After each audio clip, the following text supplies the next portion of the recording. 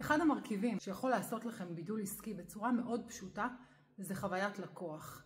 יש פה מקום להיות ממש יצירתיים, וליצור חוויית לקוח שונה ממה שהוא חווה אצל המתחרים שלכם.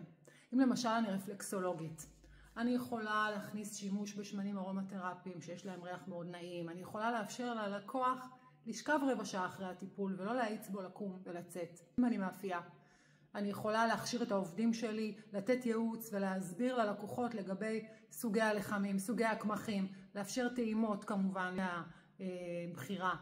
עוד משהו שאני יכולה לעשות במאפייה זה גם לאפשר להזמין מראש ולאסוף בצורה מאוד קלה ומהירה את הלחם. ולא בצורה כזאת שצריך לחפש חנייה ועד למצוא את הטעם. זה ממש יכול לתת לי יתרון על פני המתחרים שלי. וגם שימו לב, זה משהו שמאוד מאוד יכול לענות על הצורך של קהל היעד. ככל שהבידול העסקי שלי יותר עונה על מה שקהל היעד רוצה וצריך, ככה יהיה לו יותר כוח. אז יאללה, תהיו יצירתיים, תמצאו איזה חוויית לקוח אתם יכולים ליצור, וכמובן שבידול עסקי זה משהו שכל הזמן צריך לעדכן אותו. אז יאללה, שיהיה בהצלחה.